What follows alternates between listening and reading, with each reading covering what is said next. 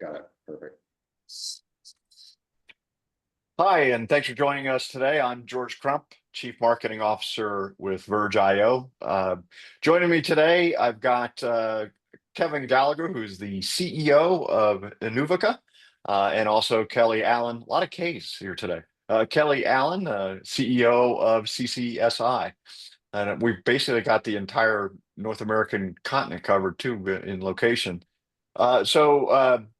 Kevin, let's start with you. Why don't you give the folks a quick background on yourself and what Inuvika does?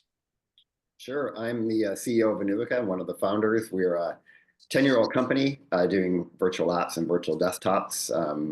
We took over a team in northern France who had been working on a product for about 7 years, and we've been developing it for 10 years, so 17 years of development. We now have resellers in over 60 countries, and we're doing a job on Citrix and VMware Horizon, Omnissa Horizon, people who are looking for alternatives. Awesome. Kevin, Kelly, see, too many Ks. Kelly, why don't you give us a background on yourself and CCSI? Yeah, great. Thanks, George. Thanks for having us. Appreciate it. Thank you, Kevin, for that. Appreciate that. Yeah, so CCSI is a highly virtualized company where we provide virtual desktops in a compliance and security focused manner. What we do is we allow companies to have a full 360-degree IT services platform where they don't have to worry about anything, any kind of hardware, software, compliance regulations, those type of things. We've been in business since about 2009. So we cater to the small to medium-sized businesses up to about 1,000 users. And we believe that virtualization, virtual desktops are going to be the wave of the future. And we're excited to be part of this journey with Inuvika and Verge. Awesome. Well, thanks for both of you guys for making the time today. Just for those that don't know me, I'm George Crump, like I said, Chief Marketing Officer at Verge.io. Verge is a key part of that infrastructure. We're the software that sort of plays the foundational element, replacing in this case ESXi, vSAN. And if you need to, also the software-defined networking functionality of NSX. We have a really fast migration capability, so there's a lot of cool stuff there. But today, what we're going to do is talk a little bit about sort of the overall state of VDI, and then we're going to move through that fairly quickly because Kelly volunteered to show his environment, how they're running the combined solution in production. And I should mention that, Kelly, you're kind of practicing what you preach. You're actually on a virtual desktop right now, correct? I am on a Verge-powered, Inuvika-powered VDI, running the Zoom app with a camera and a headset. Awesome. So a question came in that I need to answer. But it reminds me, please ask questions. There's a Q&A box in your browser or in the Zoom interface. Where it makes sense, we'll try to take those questions live as we go through the conversation. So we'll keep an eye out as best we can. And then obviously we'll scoop up any remaining questions at the end. Somebody noticed, so bonus points, somebody noticed that I have a old TRS-80 in the background and asked if that could run Verge.io. If any let me just answer it this way: if any software could, it would be ours because it's so portable and able to run on almost anything. Although I do believe TRS-80 is not on the supported devices list. Although it would be fun to put a virtual desktop on it, that's for sure. That actually is the computer I learned on, and so it's sort of my little museum piece there. So let's jump into the presentation. So like I said about the questions, ask us anything, anything related to VDI and virtualization and things like that. You could ask us other stuff, but that might derail the whole conversation. Kevin, what I want to do is really start here and really kind of count on you for this part, and really Kelly as well, because I'm an infrastructure guy. As I told you guys earlier, I just play a VDI expert on TV. You guys really know this stuff. Kind of give me a sense, because I hear it obviously from customers who are looking, but give me a sense of what you're seeing from the VDI experience as it relates to customers today. Sure. I mean, we're hearing it from customers and partners. Prior to the VMware Horizon purchase at the top, Citrix was actually sold first, so they went private. They lowered the number of staff. A lot of people were let go from Citrix, so people lost their contacts. They raised prices. They double for some of their MSP and CSP customers. So that shook a lot of partners and customers loose. They made a general announcement that they want to concentrate on the top 1,000 customers. That leaves most of the world out. But that's what investment bankers do. They go in, they try to find margin, and they have to pay for that. The big premium that they get a return on that big premium that they paid for the acquisition in the first place. So that's sort of where Citrix went, got us very busy on the front end, and then VMware came along and decided to help us as well. So the VMware deal was a two-step. VMware was purchased by Broadcom. They then terminated all of their partners and decided they would invite some back. And I think ultimately invited them all back, but obviously upset the network. Shortly after that, they sold the end user compute division to KKR, who created the company called Omnissa now. An interesting sidebar on that, there is a company called Alludo that KKR also owns, and Alludo owns Parallels, who are also in this space. So it'll be interesting to see if this upset at VMware is actually done yet, because it could be another, they might decide to put the other two together as well. Hard to say where that will land. Haven't heard any rumors on that front yet, but that's sort of where the industry's been. We've got customers on the Citrix side coming to us saying that they're not able to get quotes. When they finally get a quote, it comes 2, 3, 4 weeks before the expiry date, and they're forced them into a 3-year deal at a higher price that they weren't expecting. So they try to give them no time to go and get an alternative.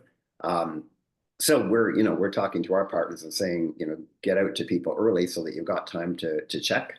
And we're going to deliver a much better solution, a much simpler solution to use, a more secure solution, and you're going to lower your TCO by about 50%. So that's where we're at and where we're coming from. Wow. No, that's a lot. It sounds like a lot of confusion. We've seen it obviously with the core VMware side. We get 3 or 4 times a day. Prices going up 5x or more. Kelly, you're on the front lines, right? How's it? I mean, you had a business built, basically on Horizon. I bet you that was a little bit of a wake-up call or a heart attack call or something like that, right? Yeah, George and Kevin, great information in the industry. We're seeing and hearing the same thing. But being on this side of the table where we were actually, in the thick of it, and my entire business was built on ESXi and Horizon. It was a shakeup because we got a very, very short notice. Luckily, when we got the announcement of VMware exiting or selling to Broadcom, and we obviously being a kind of a smaller, platform provider, we didn't meet the criteria as well by almost double. So, the minimum that we saw was a double in our licensing cost day one, which obviously would have put us out of business. So the good news with that is luckily that Verge was very easy to install and get up and running. And, we had a platform up in a few weeks, totally ready for production. So, and then on top of that, the Horizon Omnissa uncertainty for us was, just that we were very uncertain. And as Kevin had mentioned, the support had just gone downhill. It was, 2-3 days just to get a response, especially as an MSP. That's a very long time to get back to your customer, especially when you're having some sort of issue. So moving to the Inuvika platform was very simple and easy. I think our initial testing platform was up within a few hours in our environment, where we were basically provisioning VDIs and logging in within 8 hours. It sounds a little too good to be true, but the reality is when you have the engineer level staff and the simplicity and ease of Verge together with the Inuvika, made our transitions a lot easier to consume. And on top of that, the cost structure of both of those platforms, the big benefit with Inuvika is that they do have a very structured MSP monthly consumption plan with no commitment, which goes perfectly in line with the consumption business model that CCSI is moving forward. So it gave us a lot of comfort. The support has been outstanding on both platforms. So all of those issues and concerns from VMware and Broadcom and Omnissa have completely been gone away with this new platform. Awesome. I remember when you and I first met, and kind of just going through the VMware part, you had a pretty significant migration, or let's say aggressive migration strategy because of that pricing, right? Yeah, absolutely. And it was extremely aggressive. And, we had a very short amount of time to make the change. So, obviously being able to bring these systems up so quickly helps alleviate that headache. Awesome. All right. So I got to skip over this. We basically just hit the market response, but there's been all kinds of nice headlines that have really helped probably Kevin and I as much as anybody. But it's one of the things I find with VDI, though, is it's not just about price. Obviously, price, I think for some reason, price in VDI, because there is a direct comparison to what a real desktop or a physical desktop would be. There's a little bit more pressure there, but there's also some complexity around, the infrastructure itself. There's always this boot storm thing. Let's talk a little bit about that. What are some of the complexity issues that Kevin, your team encounters as they're talking with customers? There can be a number of things. I mean, I got to tell you, the thing that we run into quite often are custom apps in finance and places like that. And they've got old apps we're working on. One customer now that's got something, an old app on Windows XP that we're trying to get to work. Our support team and our tech team will actually do the custom work. If you ask, Citrix or VMware to do it, they tell you wait for release 10 years from now and you might get it. We will actually jump on it and get the work done if necessary to help get a deal done. So that comes up quite often, and it brings people to us as opposed to one of the larger legacy players. But there's everything from slow app launches. It depends on the network that people are working on. And since we're so international, we're in 60 countries, I can tell you things are very different if we're working at a telco in the Ivory Coast in Africa or in somewhere in Chile or in Argentina than they are in the US or in a lot of the Northern Hemisphere countries. But everything that you've got listed on the slide here comes up in one way or another. Yeah, Kelly, the boot storm issue, can you talk a little bit about that and what your experience has been since you've transitioned? Yeah, absolutely. So what we noticed when we were booting up VDIs, or even in general use of the VDIs, is that the way that ESXi handles virtual memory on the virtual machines, it puts that layer between the physical and the VM.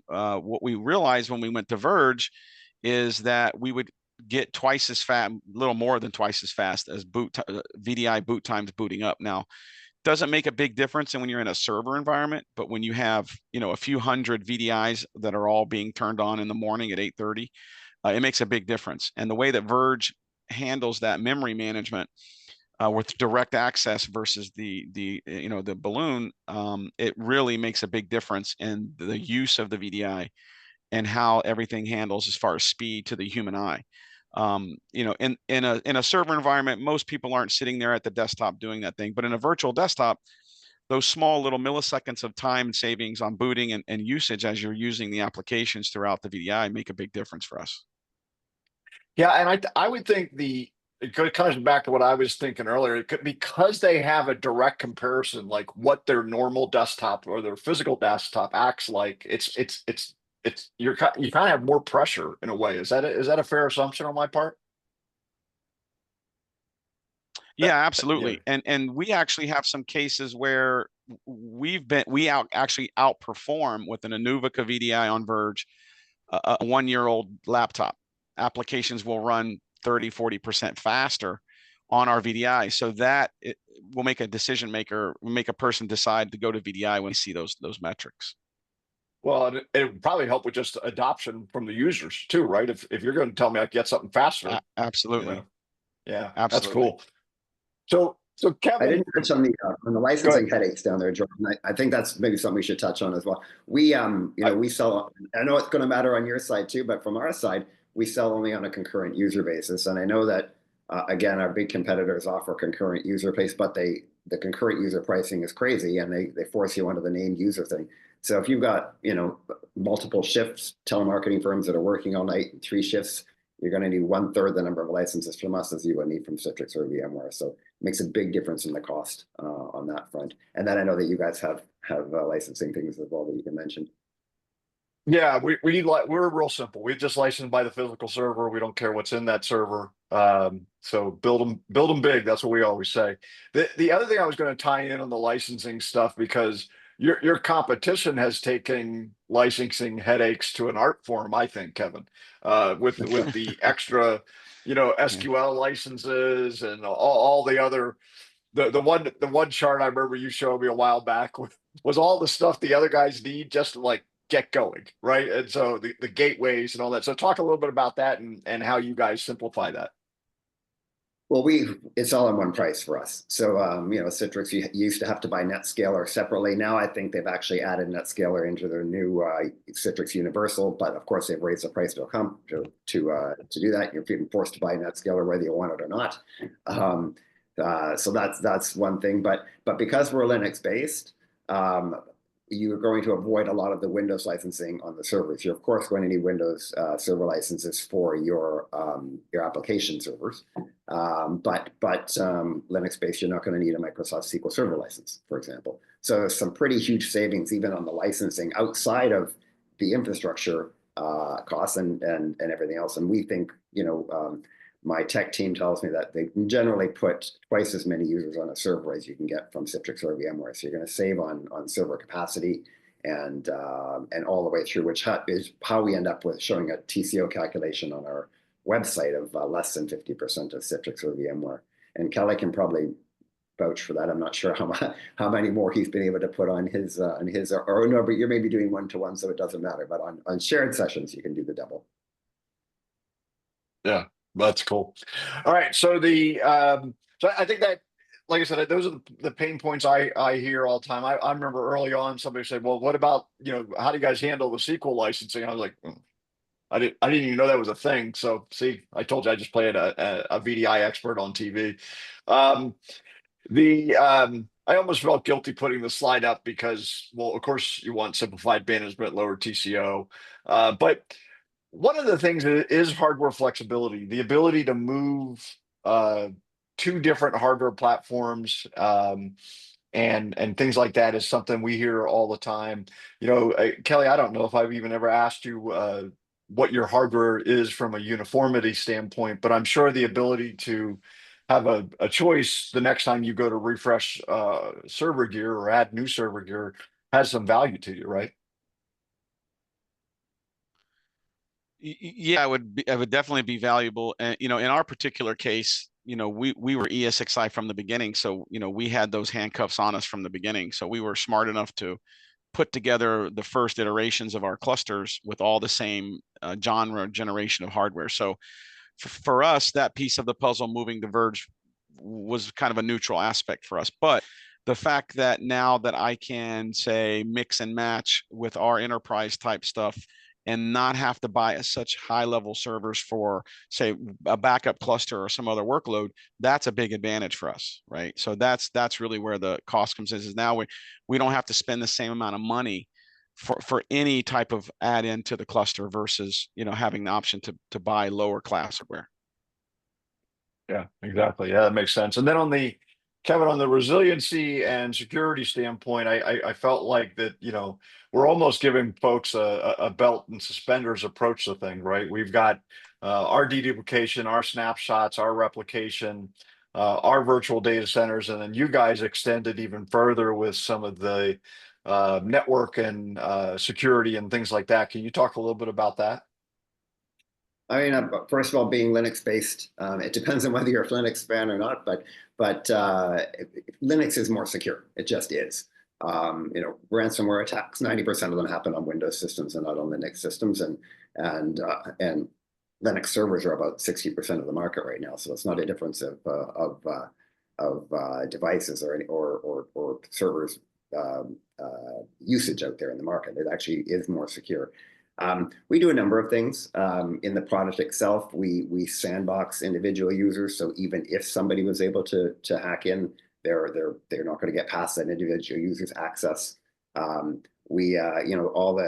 Everything's encrypted to the highest degree of encryption that we can get, and the only thing that's moving, are keystrokes and mouse clicks. So if the communication is intercepted, you're only going to get that and not the data. All data is on the server as it is with all VDI, nothing's left on the device. We've built in two-factor authentication as part of our product. So, if people are using Duo or some other third-party one, and you don't necessarily need that, you can almost pay for our product by just ditching the two-factor authentication. So there's a lot of things we've done to make the product as secure as possible. And, we've been I want to say very, very lucky to say that security incidents have been close to nil. So That's awesome. That's great. So just a quick touch on the architecture, and then we'll jump into the demo. As I mentioned, what's really unique about us, and I think Kelly will be able to show you this a little bit, is that what we've done that's just different in the industry from the infrastructure software side of the equation is we integrate the hypervisor, the storage software, and the networking all into a single code base. So if you kind of put it in VMware terms, just to make it easy, we're giving you ESXi, vCenter, vSAN, and NSX all in the same software package, and that interaction, or that integration, I should say, is really what gives us spectacular performance. We did a test. We've done a lot of tests here over the last couple of quarters, but we did a test back in December where we ran this on the absolute least expensive servers we could get our hands on, because usually vendors take the opposite approach. They buy the biggest things that nobody would ever actually spend money on. And we were getting about 1.5 million 64K read IOPS, so it was a legitimate block size. And the cost of that total environment was less than a penny an IOPS. So very, very cost effective to get incredibly high performance. And a lot of it has to do with this integration. Plus, we actually wrote really good storage software. And I'm going to take the third bullet and then hand it over to you, Kevin. So like I said, there's no SAN needed in our environment. You just load internal drives in those servers. You can have varying classes. Most of our customers are running NVMe SSDs nowadays. But even within that, because we support tiering, you could have 3 drive write a day or 2 drive write a day, high performance NVMEs for certain workloads. And then you could also have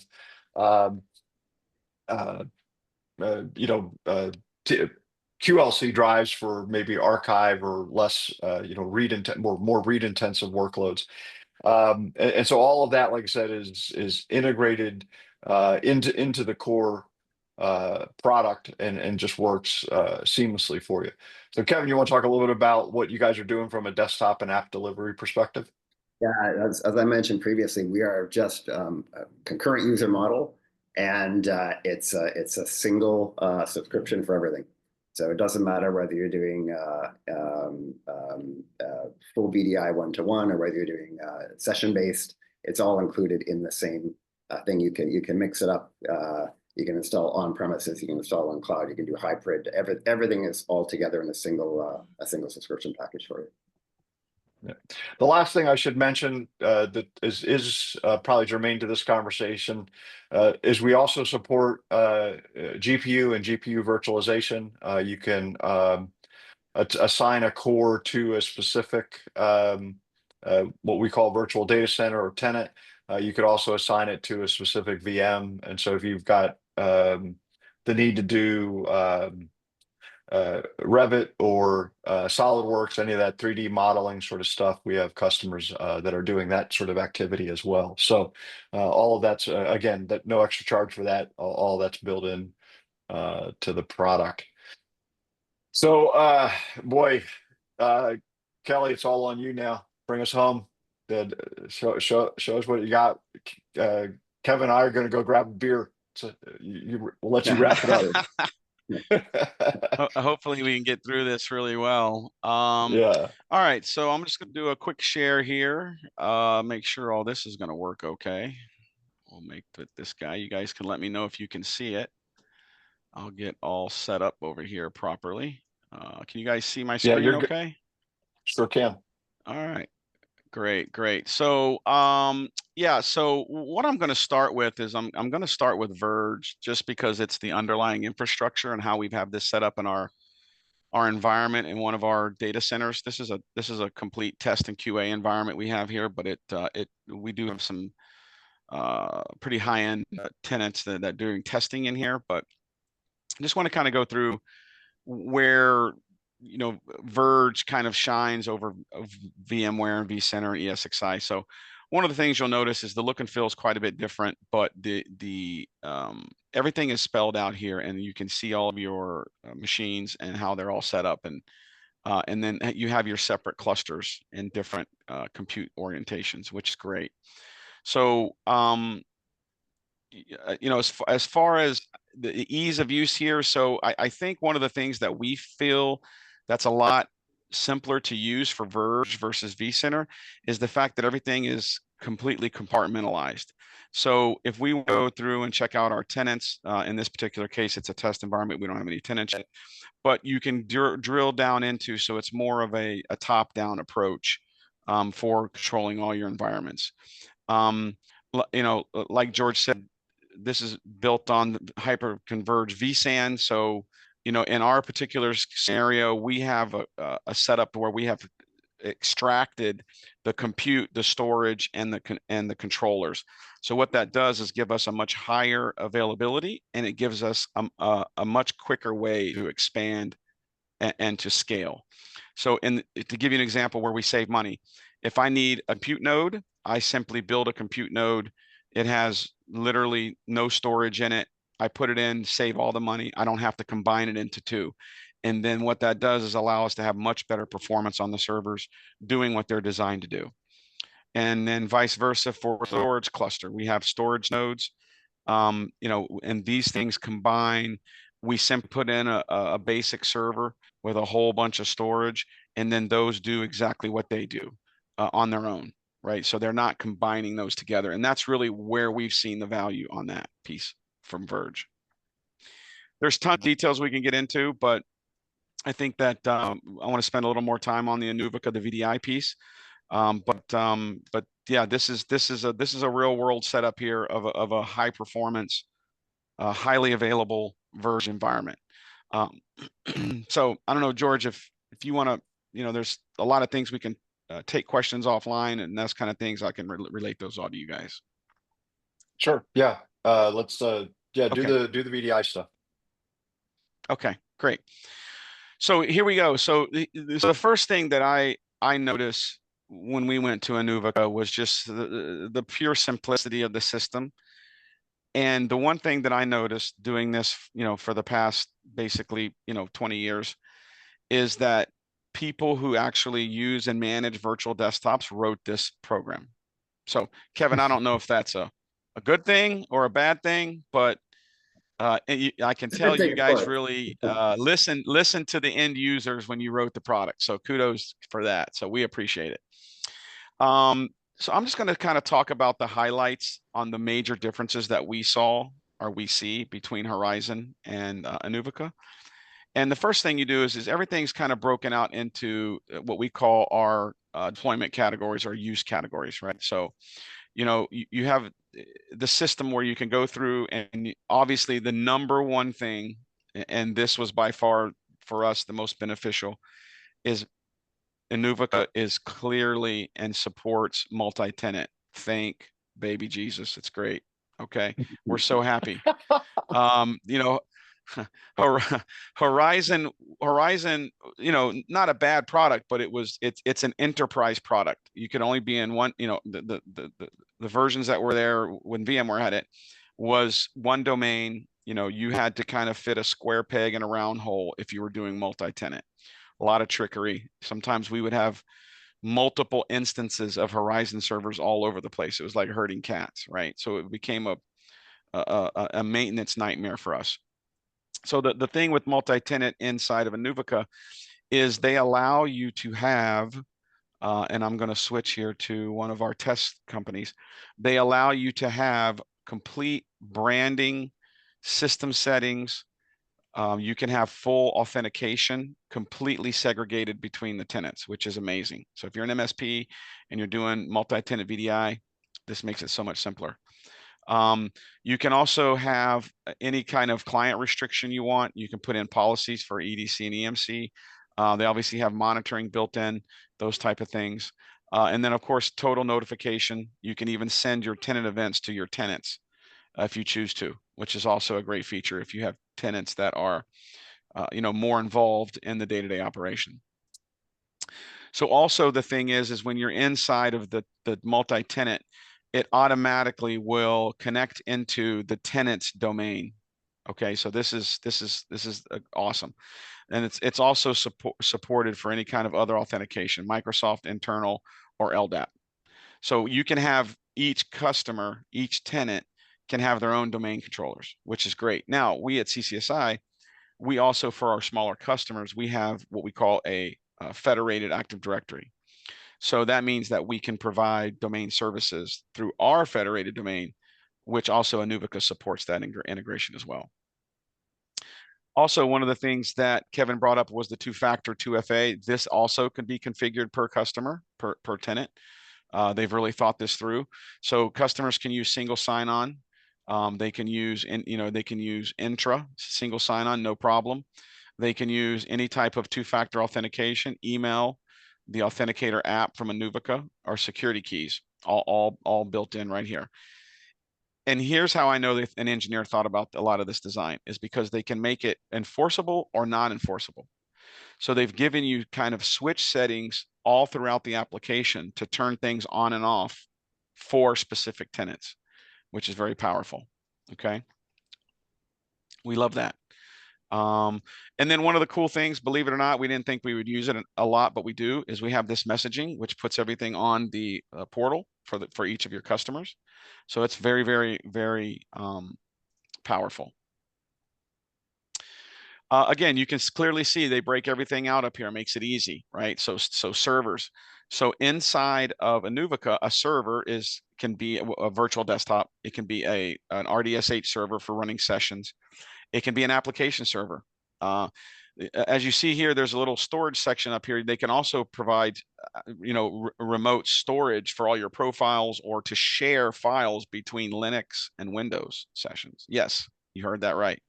Their system will allow you to share a file between a Linux and a Windows desktop. Super cool technology. We love it. One of the things too that we have requirements for is we have a lot of customers who make a lot of changes for FAT applications, old school applications. And one of the things that is important to us is these provisioning templates. And so what this allows us to do, if you're familiar with Horizon, linked clones, instant clones, whatever, it's the same concept. But the difference here is it's not, you don't need a rocket science degree to figure out how to do this, right? You simply build a Windows server, you make it a template, and then it'll automatically create this environment for you here where it has template configurations. And here's the really cool thing. You don't have to go 10 windows deep to figure out, oh, okay, we have a call center. We have 3 8-hour sessions. We want to only be able to log in for a certain amount of times. It's real simple. You can sit here and take this configuration for each of the templates. Very, very easy. You can set this up to where you can have as many instances as you want or as you don't want. You can set those up here, as many as you want to put in there. You can also create an instance on demand. So that was something kind of neat I wanted to show everybody here. Let me get into the virtual machine. So these are the instances that are currently running. They're prefixed by the word name Kelly, obviously. It's a good name, good Irish name. We love it. My mom did good. So what I want to show is you can see here, there's Kelly 01, 002, and then there's a new iteration of 002. So what I'm going to do is I'm going to spin up a new instance on demand. You'll see in the interface, it's going to be provisioning. You're going to come over here, and then you're going to see Kelly 003. And what you're going to see here is it's going to see that it provisioned the disk, the U space, the memory, and then this thing is going to start booting. So if we go straight to the console and Verge, you're going to see it's that easy. This machine will boot up. This instance, I should say, will boot up, and we will then assign that instance to a person or a group of people, and it will be available just that quick. Okay. So we're going to see how long did this take. What did that take? About 10 seconds, George? Maybe 15 seconds. Yeah, pretty good. If that. Good. So now that instance is here, you can go here to the instance now, and you manage this instance just like you do a regular virtual desktop. You have a bunch of applications that are available on it because those are on the template. We can simply start typing in a name. We can assign it to that user. That can be done manually or automatically with a group, your choice. Super, super cool features. We love it. All right, provisioning. So that's it. So then one of the things that I think Inuvika really also thought about very meticulously is that when you build a new server, these servers come into an unregistered server environment. So it kind of gives you a staging area, if you will. So you can go in and make sure these things are correct. You've got the right machines, things that you can check on things and make sure they're there before you actually register that in. And why that's important is if you have a group of admins and they're creating different clones from templates, and you do too many or you don't want one, you want to come in here and be able to just get rid of that before you put it into your production environment. So very, very, very powerful. They've even taken it a step further, and they actually will allow you to put these into maintenance mode. So when they come in, so after they come in unregistered, you can register them, then they come in non-production mode. So you can go in and test things, make sure it's working. Simply click a button and switch that to production mode. Very, very powerful, very, very important for us. Then Very just, cool. Basic settings. Yep. No, I'm and just saying, Kevin, cool. jump in yeah, Kevin, if I miss something, by all means, jump in. You're the owner and writer of this thing, so You're doing a great I don't want to job. pretend to be the expert. We can't tell people how smart we are. It's much easier for you to do it. Great. So one of the things is that that we really like about Inuvika is everything is a switch setting. You can turn things on and off. You can automate some things. You can say auto register. You can say retry limit. They've actually put a lot of the stuff in here that you would normally with Horizon have to call support or dig down into the details, right? And then down here, load balancing. You can, if you have that turned on and using that, you can actually set all of this stuff with a visual versus just a percentage of something, right? You can actually make your own decisions on how you want to do that, right? Basic stuff. You can create groups. You can do file servers, what I talked about earlier, the file servers. And then, of course, you connect to your provisioning provider here. I believe they support a bunch of different ones, which is great. But, we're only looking at the Verge IO today, which is what we're totally integrated with. So, going back earlier too, Kevin, you said about cost. So I think what you didn't give yourself enough credit and you kind of glossed over there with comparison to Citrix. So, if you're deploying virtual desktops with Citrix Zen Desktop, that's a license. And then if you want to do Zen App, that's a separate license, right? So in the MSP world, they will charge you what they call units or whatever points. In your platform, when I pay for your license, if I want to use application streaming, great. If I don't want to, great. Doesn't matter. I'm paying for that concurrent user every month. And if I want to add something, there's no lift in cost to me, which is amazing because that's a profit margin. Selfishly, I can charge for that and get a little more from my customers. And I know that my back end cost is going to stay the same. So we're excited about that. We're currently in the process of testing the application streaming because we are a pure one-for-one VDI play. But we have had a lot of questions and a lot of interest in customers wanting us to provide that.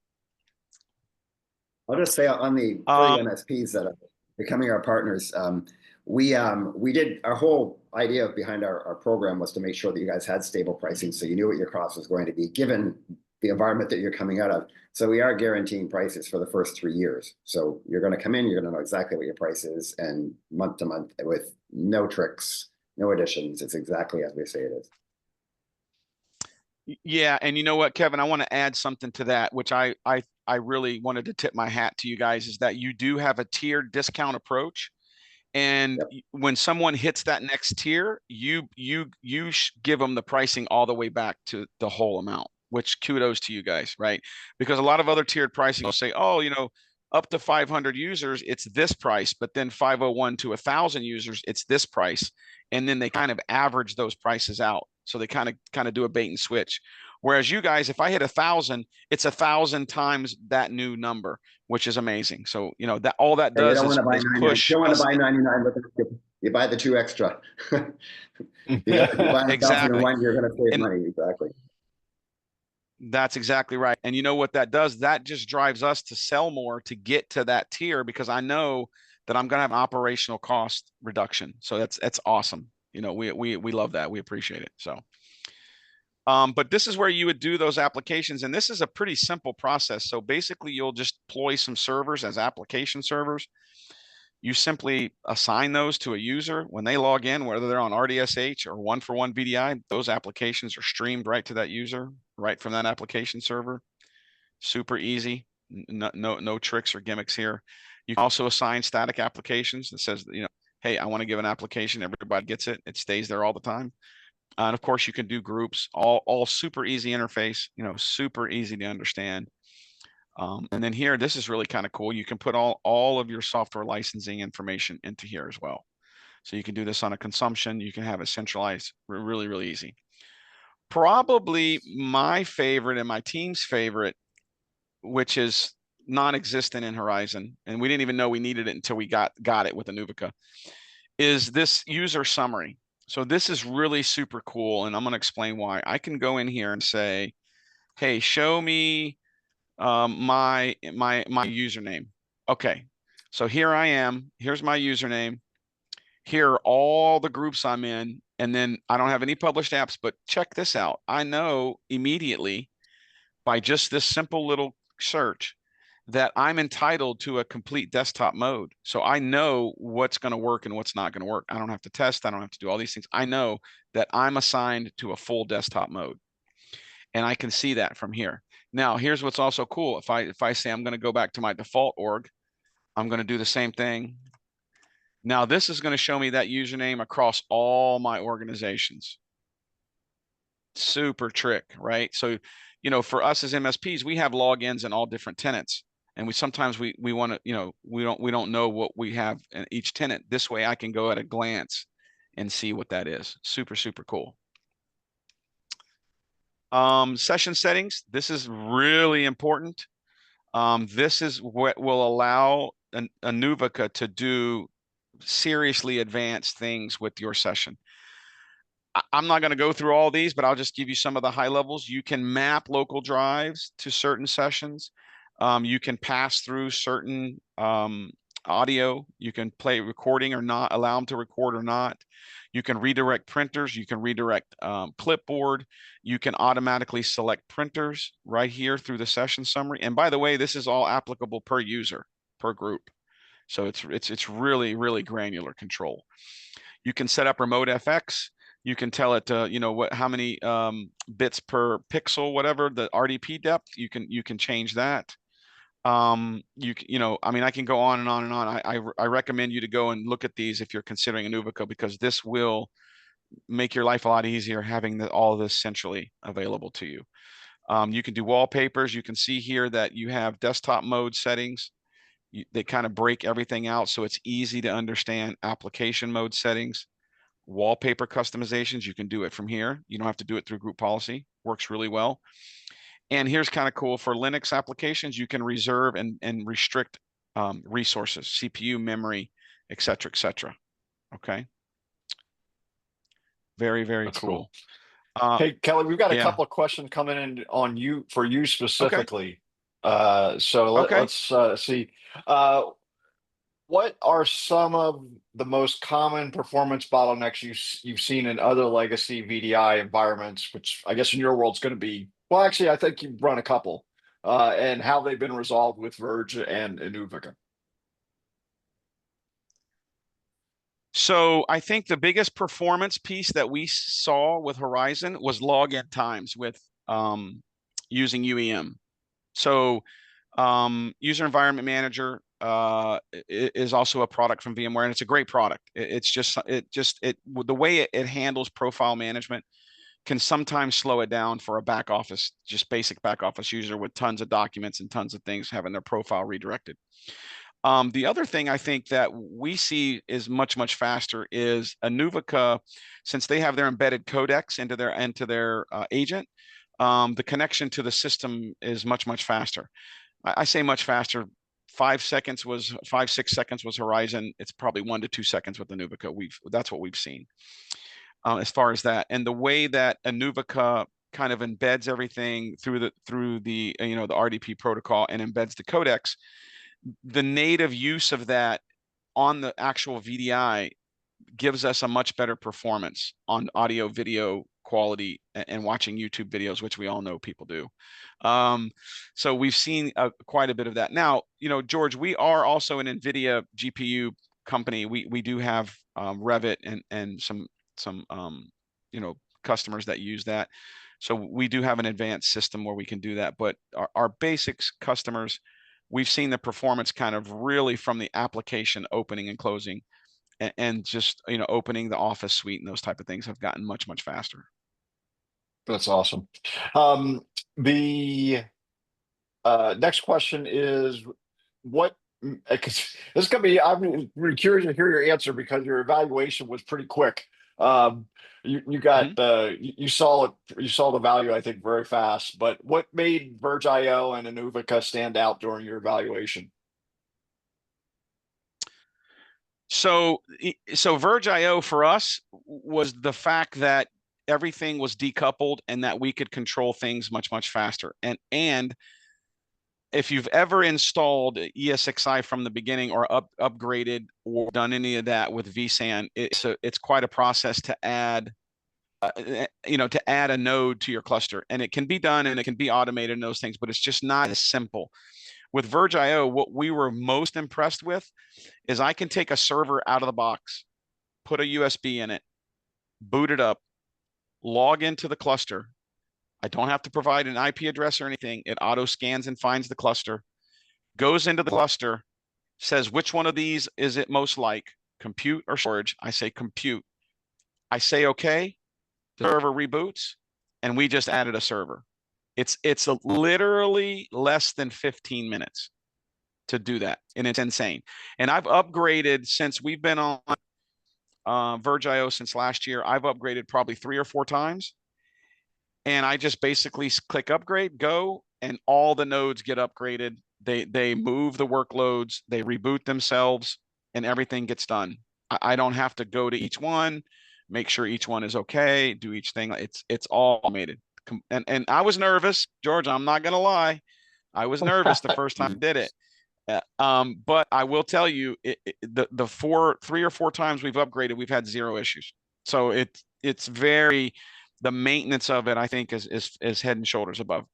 And then of course there's a little bit of learning curve to the interface with Verge, right, over vCenter. If I've been in vCenter since the beginning mostly, right? They had the fat client even. And so there's a little bit of learning curve, but once you get over that, you realize the power of Verge and the performance is much better. So now let's to Inuvika. from the minute I installed it and all the demo, I was like, oh hell yeah, this is exactly what we need. It literally filled every gap that was missing from Horizon. So Horizon, I don't want to bash Horizon. I think that they kept it an enterprise application, and they really never made the transition to multi-tenant. It wasn't their model, and that's fine. And then the whole Broadcom, debacle where they did that, I think they eliminated 80% of their MSPs. And then the pricing, right? I mean, those things all combined together. Now, on the Inuvika side, I immediately saw that Inuvika had a lot of scars in the VDI world, right? With multi-tenant, right? And what was apparent to me more than anything, and I will, and Kevin, I'm going to give you a huge kudos here. When you do ask for something, they listen and they actually put it in. And so that's happened twice so far with it. We've asked for small little things, and they've delivered. And so that's very important to us, to that they're going to listen to the community that's using their system and say, hey, it does make sense. Let's put that next iteration. That's Yeah, I awesome. mentioned the work early on, and it is something that we pride ourselves on. And our support team. I have to compliment my own support team, my technicians. We have a rule. You're not sending out emails to delay people on support. You're there to get the answer, and one or two emails, and then you're on a call with them. Like, just get in there and get it done. That's and, right. I know that's right. we get very good reviews for our support team. So kudos to them. Yeah. And ditto. And oh, go ahead, George. No, Sorry. go ahead. No, go ahead, Kelly. I was just gonna add on to that Kevin's actually being very modest there. That their support team is head and shoulders, and they Verge and Inuvika both take out of the same page. That when we open a ticket, whether it's nighttime, weekends, whatever, within 5 to 10 minutes, we're getting a response on, hey, when we take a look at this. So most of the time, I'm not prepared to get on the call when you guys are ready. So that makes us feel good. Yeah. Yeah. So, Kevin, a question came in, and we've only got about 5 minutes left. So I wanted to kind of hit this one. Okay. I love the idea of implementing VDI with Verge IO. What is the typical Microsoft license requirement? Do I use Microsoft Data Center Edition, or just purchase a bunch of Windows 11 desktop licenses equal to the number of users? I am not the Microsoft expert on this. Yeah, go ahead. Okay. I can take this one. Yeah, so we're a Microsoft SPLOS. Yeah, so we're a Microsoft SPLOS. So I can give you. I can't speak to you. What decisions to make. I can just tell you what the SPLOS stuff that we have. So for every core you have in your virtualization environment, you will need a Windows Data Center license for that. They're sold in pairs. That will cover as many Windows Server operating systems as you want to put on your platform. Okay, so quick example, you have a 10-core CPU, you have to buy 5 data center licenses to cover those 10 cores. And if you can put 100 VDIs on there with Windows Server, great. We at CCSI, we provide Windows Server desktops, and we do that we do not use Windows 10 or Windows 11. And there's a couple of reasons. Number one, the Windows licensing is kind of vague on if you can and can't do that on shared hardware. You can do it on dedicated hardware. So what that means is if I have 4 servers dedicated to a customer, you can absolutely use your SPLA license, buy those, and you can buy what they call a virtual license for Windows 11 and 10. You can do that. In a shared environment like we have, it's a much more gray area. So we just stay away from that. But there's a lot of benefits to doing the way we do it. Number one, the Windows Server with the Inuvika agent session broker is much faster and doesn't have all the bloatware that a Windows 11 and Windows 10 has. So we actually see faster performance by providing Windows Server desktops than we do for Windows 11 and 10. So hopefully that answers those questions. Yeah, that was great. So real quick, so I know we only have a couple minutes, but there's one thing that's very impressive that I want to show for Inuvika that is leaps and bounds better. So I'm going to show you guys. I'm just going to go out, and this is just I'm going to just log into the website. I'm going to go here, put in my password. this is how easy it is to get to your desktop. We're using Duo. You click Duo, it's going to pop up on my phone. You know, the proof is in the pudding here, right? And this is all through just a regular browser, by the way. And now all of a sudden, boom, I'm in my desktop. Okay. Here's something you don't get in Horizon. And Kevin, I want to give you another shout out. This thing has clipboard built in. You can set up your printers through the web client, and you get a cache disk that you can share files between your web accessed VDI and whatever machine you're on. That doesn't exist in Horizon. You can turn the clipboard on Horizon, but you cannot share files. That's super cool. Okay. And you can see here, you know, this thing is just lightning fast. I mean, you know, I mean, I'm moving this screen around, no issues. You know, open a web browser. We'll see, you know, how fast the internet is here. I'm not even sure how fast it is, but let's see here. Let's see what we got here. And yeah, so you know, we're from the data center. We're getting 300-400 meg download because now everything's coming from the data center. I'm not surfing from my office. That's the value of the VDI, right? So you have a much faster response, much faster for SaaS applications. So excellent. Can I mention one thing as well? Just earlier, we were talking about the consumption model licensing that Kelly is on. That's for MSP and CSP clients. We actually, for on-premises customers, we sell 12, 36, and 60-month licenses that are paid in advance as opposed to consumption model. So I just wanted to make sure that was clarified. But it's still all one price, all included. There's no extras. That's great. And I want to mention before, first of all, I got to tell you, we had 100% of, I think 100%, let's say 99, just in case I get in trouble, but a whole bunch of people that logged in stayed the entire session. So great job, guys. Way to keep it interactive and everything. I do want to mention there's some additional information in the resource. I think it's called the resources tab on your GUI. So there's there's a couple of white papers. I think the white paper is particularly good because I wrote it. And we got a little data sheet there. We've got there's some background on us, and the question has come up several times. Will this be available on demand? The answer is yes. We will send out a email with the on-demand link. And usually what we do for our live attendees, we don't make you re-register or anything like that. We just send you the backdoor link so that to save you a little bit of time. So with that, first of all, Kelly, any closing thoughts or comments?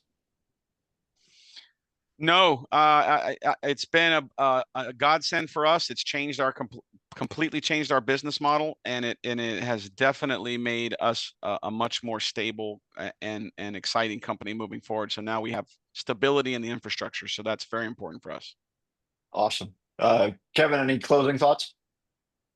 I just want to thank you and the Verge team. We've enjoyed working with you so far, and we're looking forward to a spectacular year. The way our pipeline looks right now, we know it's going to be a spectacular year.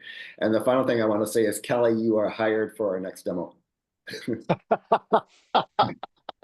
Yeah, I was actually going to say the same thing. You stole my line. Yeah, and again, I'll say the same. I got to tell you, we get hit all the time for partnerships from this company and that company and the other company. The Inuvika guys have been on it all the time, making sure my team, my technical team, has all the resources they need. So work with your guys' team has been just awesome from our perspective as well. And so we've really enjoyed it. So guys, thanks again for making the time. Everybody that attended, I want to thank you for joining us. And as I said, we'll be sending out an on-demand link here. It takes about an hour to process the video, but we'll be sending it out soon. Thank you, everybody. Have a great day. All right.